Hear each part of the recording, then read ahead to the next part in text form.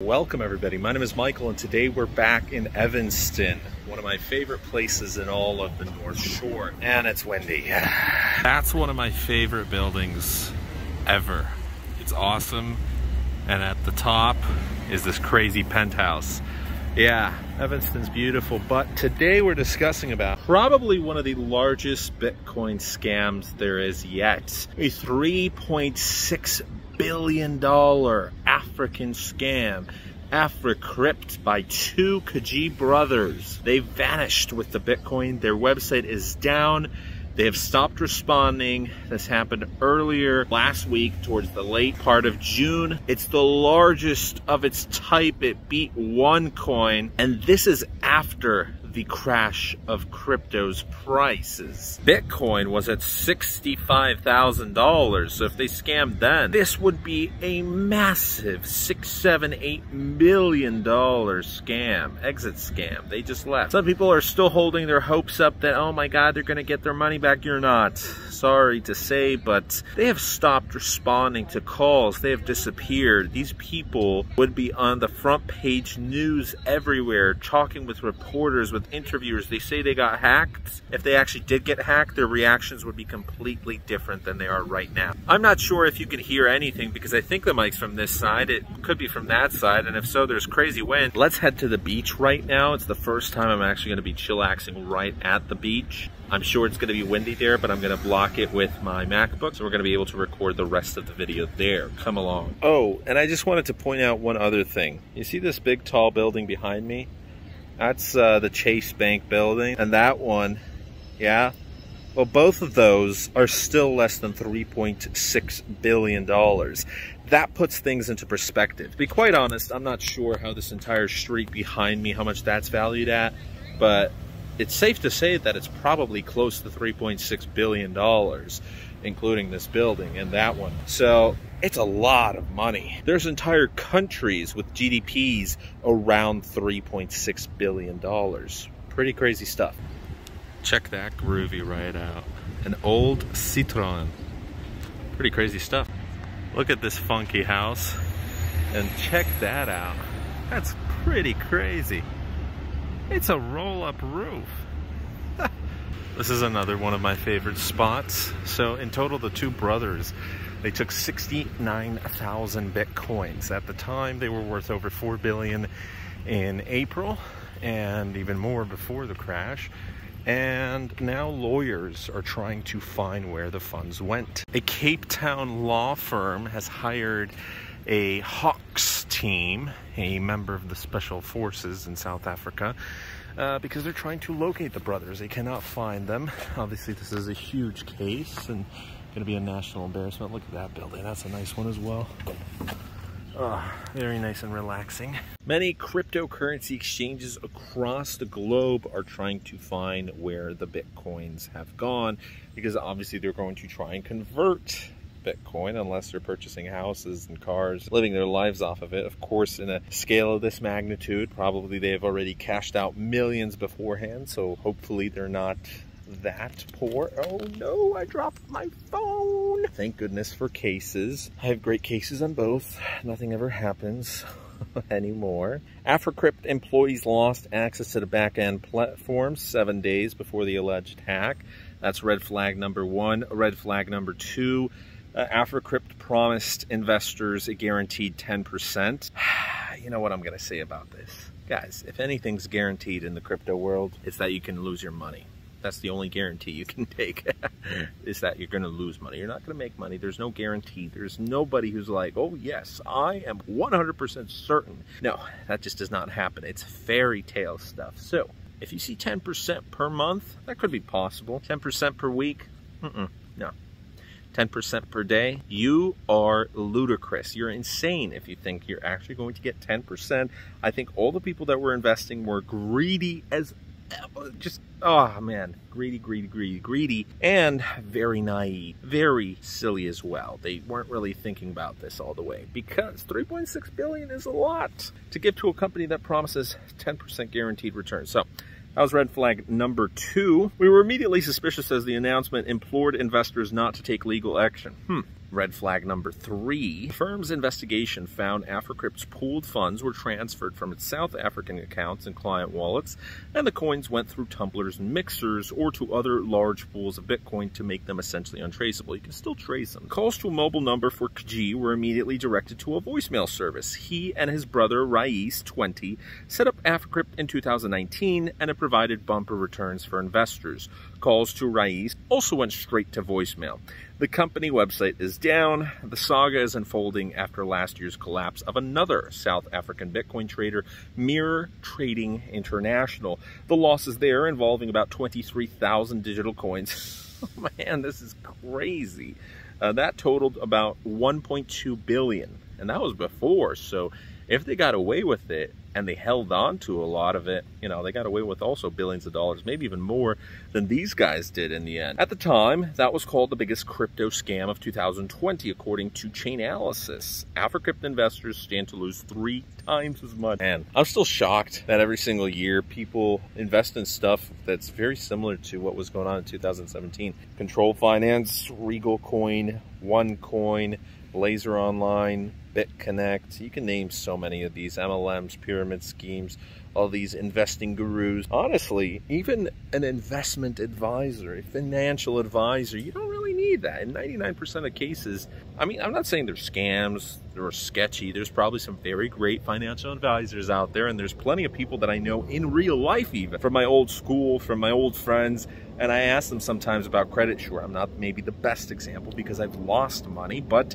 I've learned many lessons, and I ask some people, hey, you know, what do you know about building credit? What do you know about investing? What do you know about personal finance? In a lot of these cases, they know nothing. They know zilch. They don't even research it. It's just, at least I do the research. At least I lost my money through ignorance, through the fact that I was greedy, but at least I sort of knew what was going on behind the scenes. And now as I'm building everything back up, I have an understanding of what I did wrong. While these people, they're just going blind into it, like, oh yeah, maybe my credit's gonna rise if I max out my credit card. No, that's not how it works. And same thing with investments. They invest in all these crap coins, and that was me in 2007. Moral of the story, don't invest in anything unless you are ready to burn your money because you realize it's an HYP or pyramid scheme. Now, a lot of these people, they might be South African investors and they might be new to cryptocurrency, so we don't really know what's happening. But South Africa's Finance Sector Conduct Authority, the FSCA, is also currently looking into AfriCrypt. It's currently prohibited from launching a formal investigation, which is weird because crypto assets are not legally considered financial products, according to the regulator's head of enforcement. The police have not yet responded for comment. In January, the daily value of crypto asset trading exceeded 2 billion rand, $141 million for the first time in South Africa, suggesting significant appetite in a market that was largely going unchecked by regulatory powers. Now, what's interesting about South Africa is that even though it was a regulatory wasteland over the past few years, now these two scams, they're going to change that. They're big enough that they have made headlines internationally everywhere, even to non-crypto related news, and South Africa is going to be forced to change, unless they just completely ignore it, which that could happen in that case, maybe. But now, hopefully, we're not going to see any more of these scams on such a large scale. We've seen plenty in the hundreds of millions of dollars, but when it gets to billions, that's a problem, because you're going to have a lot of people who potentially are losing hundreds of thousands of dollars, and hopefully it's just thousands of people. Maybe there's some people who lost millions of dollars. I don't really feel bad for people who lost millions. I mean, a little bit, but if you go all in on something like this, I mean, maybe just send your money to me. Maybe, you know, I'll manage it better. Like, what are you guys doing? Here's another article, which, by the way, guys, would you invest this much money into a 21-year-old, an 18-year-old? Well, they're hiding because they started receiving death threats. No wonder, because they stole so much money. And they're denying that they took the money. Oh, yeah, that's definitely going to help them. A law firm was hired by disgruntled investors, and they said they're missing. Mr. Kji says, we dealt with a lot of high-level South Africans, a lot of politicians, a lot of high-level businessmen within South Africa, as well as celebrities. Some particularly very, very dangerous people that we had not known actually were clients have started to come out of the cracks. Oh, yeah, that's right. South Africa is a very dangerous place in certain places. There's a lot of dangerous gangs. They love violence. It's like if you had the Mexican cartels investing in your scheme, which I'm sure there were plenty of crypto stories involved with Mexican cartels in the past, but we're not going to delve into that at the moment. Do you think they'd be very happy if you stole millions of their dollars? They're going to track you down. So that's why I would never want to get involved with something of this, because you don't know whose money you took. All it takes is for one of these investors out of thousands to be a very money-hungry, cold, calculated individual who's going to find you no matter what. He's going to track you through Timbuktu, through Switzerland, wherever you're hiding. You're going to get found, going to get his money back, or he's going to exact his revenge. Either way, pretty scary position. Probably knowing their age and knowing the fact that they weren't too smart about this, I doubt that some of these criminals will be out on the loose for long. Some of them are definitely going to get caught.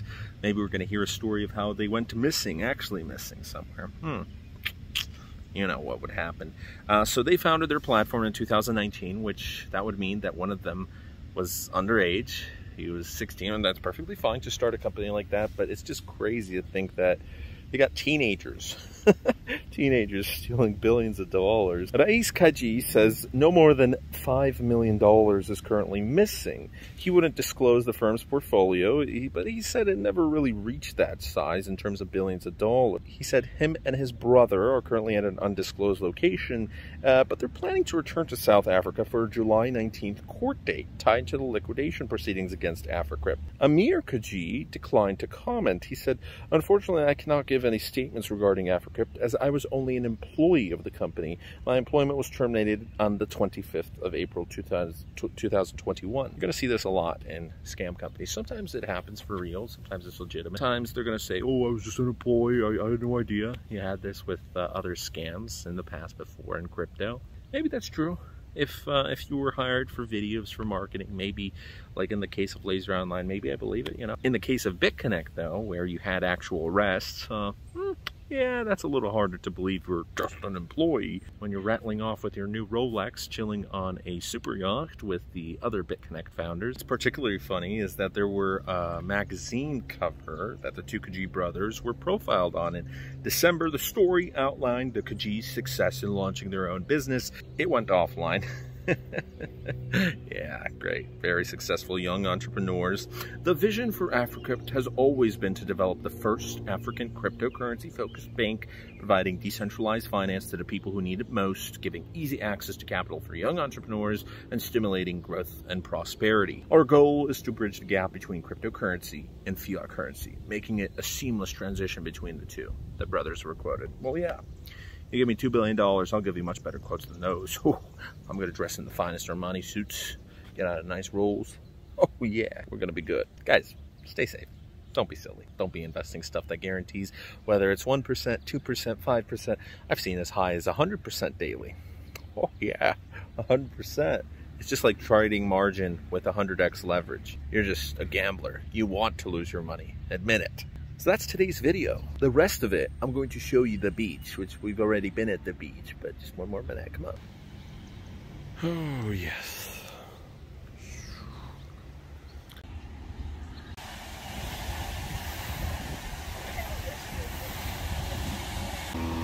Someone decided to take their plane out. 4th of July weekend, Friday, happy Friday. That'll be pretty cool.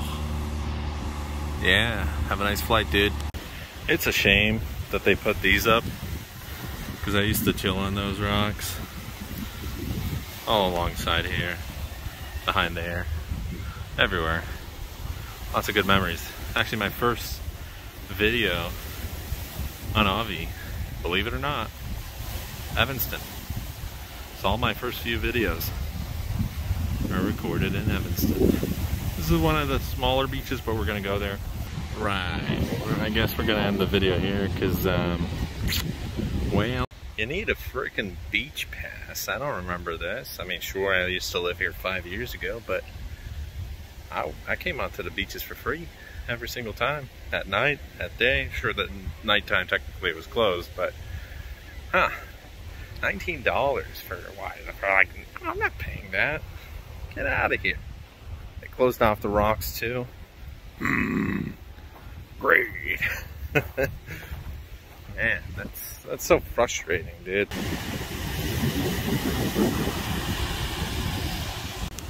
There's the money shot.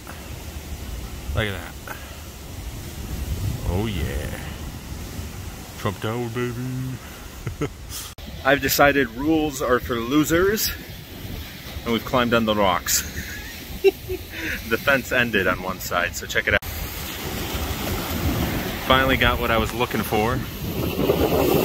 Oh yes, the full view.